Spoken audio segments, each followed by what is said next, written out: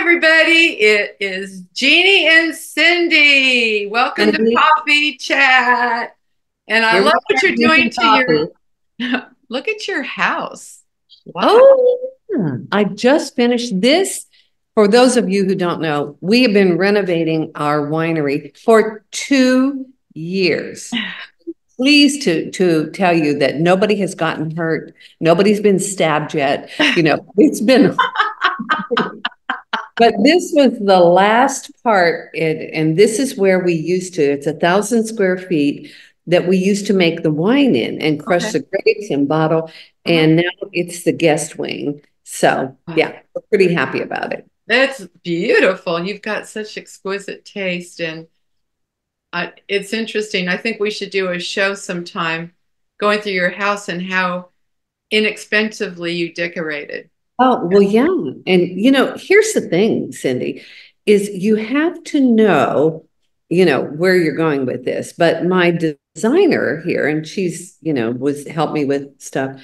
And she said, well, what do you want? And because I'm from Dallas originally, but I've lived here in the Texas Hill Country since 2009. And we had a ranch and we had all of the Texas Hill Country stuff. And then we bought a different house and it had all of the wood, like barn wood, and so, which is fine for that. But I'm over it. And so I took a little test on houzz.com, Houzz, saying, what is my house style? And it came back French country. And I went, well, of course, I sort of had done that in Dallas, but I didn't label it. And so I was telling my designer, Molly, I said, I don't know what I want, but I know what I don't want. And she went, that is a great place to start. And it's the same thing with relationships and anything, you know, Exactly, which is the subject of today's talk, when to give advice. give advice. Yeah.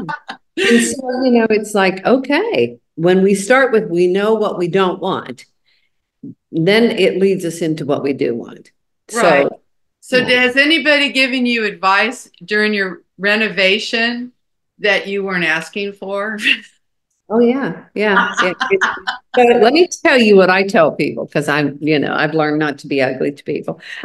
It's hard. Well, So going through what you went through. what I tell people is, I say, that's an idea. It's not a good idea, but it's an idea, and everyone, And so it's like, thank you for your opinion, but no, I know where I'm going Yeah, with it. because you're the one who's going to end up living in it. I have to live here, right? And Yeah. how many times do people give advice and you're stuck with it and it wasn't what you really wanted? That happened to me when I first started in my career when I was producing music, and somebody would give me a piece of advice, it should be this way, and it wasn't the way I really wanted it.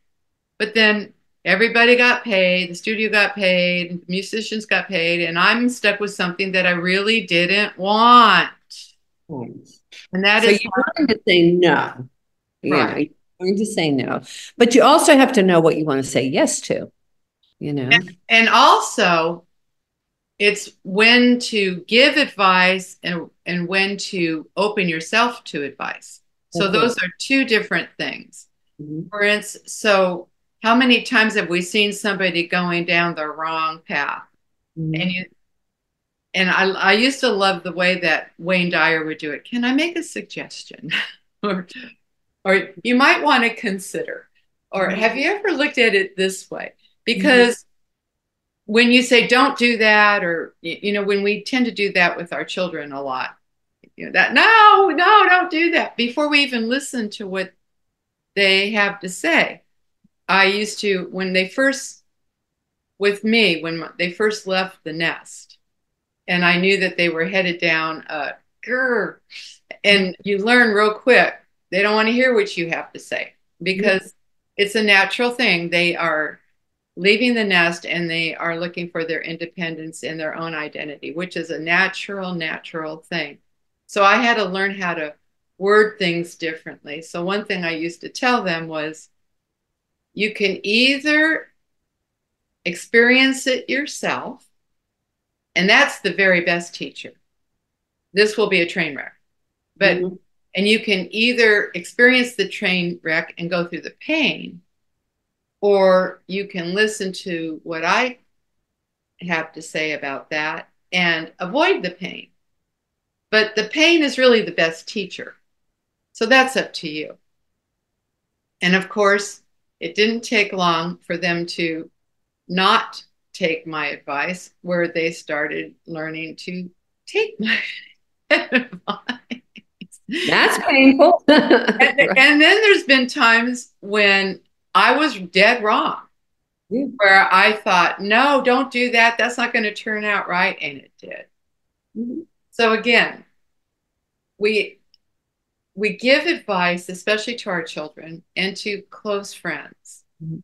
And they, how many times have they gotten angry at us because we said, uh, have you looked into that more? Or have you done any research on that? Or that type of thing before you make that decision. And, really check things. Oh, no, but this guy was such a nice guy. Or, oh, no, this woman, she wouldn't lie to me. That, all of that type of thing. Because when you reach our beautiful golden years where we're at right now, you've learned enough about who to trust or what to trust. And something that I've learned lately is, well, I've known it for a long time, but always check out where is the win for them and where is the win for you. Because people will tell you to do things, right? Because they're motivated by something. So, Well, it's so interesting too, because I talk to a lot of people and I do coaching and stuff. And, a lot of people are beating themselves up for the decisions that they made. And I always tell them, Cindy, look, there is not a person in this world who has awakened in the morning saying, how can I screw up my life? We don't. Even if we're planning to rob a bank so that we can feed our children, and they're like, well, that's a horrible idea. Well, is it? They don't see it that way. And so, if we can put it in that term with them, it's like, yeah, you're feeling bad about those decisions or, what happened or whatever, but you never woke up and wanted to screw up your life or your kids' lives or whatever. And you can feel the relief there. I'm not giving advice. I'm telling them, I went through all of the landmark training, which is landmark education is a big deal. And it's wonderful. But I can remember being in a class in Dallas, and this guy got up and he was talking about like, oh, well, I realize now that, nothing I've ever done, has been right. And I mean, so this was like this little pity me sort of thing. And the instructor was up front and she went, oh no, that's absolutely not true. And he went, well, yeah, it is. And she said, and he's like, my life just hasn't worked. And she said, of course it's worked. You're here. Everything that you've done and everything that you've experienced and all the choices you made brought you here. all roads lead to here. They All, lead here all, to the epiphany, to the self-acceptance, to the love. One of the things that I've learned to do with, like I did with my husband, he was so hurt after a horrible marriage and stuff. And, I just said, I'm not going to argue with him. It's not good. I can win that argument, but it's not a good outcome. And I just wrote out a list, and I've done this several times, like, what I love about you. I love your eyes. I love your spirituality. I love your sense of humor. I love your square hands. I love the fact that you're a good dad. I love the fact that you're smart, all of that. And just read it to him. And it changed it. So I'm not giving him advice going, don't do this. When you do that, no, no, no, no. No, I'm going to tell him what I love about him. And when somebody tells that, we're going to rise to the occasion. well, not only that, but you can present your whatever it is in a loving way. In, and you can say, you know what, I get really excited when you do this, right? And then if my husband does something I really don't like, I always say, that doesn't make me feel hot and sexy. Yeah. Right. And he's like, wait a minute, let me let's have a little detour here, right? That really didn't do it for me. Yeah. That And sounds it's good. kind of a funny thing that we do. Uh, and Dennis, we laugh a lot because humor's, especially in a marriage, like you said. And how many times do we want them to change something? But I'm going to brag about one thing about my husband. Not once, not one time in our entire marriage have I ever seen his clothes on the floor. Well, God, right here. Uh-huh. Ah, Uh-huh. I That's good. realized that the other day when I was picking my clothes up off the floor. I thought, I've never seen Dennis's clothes on the floor. Isn't that great? Well, Joe doesn't put his on the floor either. But Yeah. this I love to dance. I used to dance all the time, in Dallas, to all of the country western places and other, dance and salsa and stuff.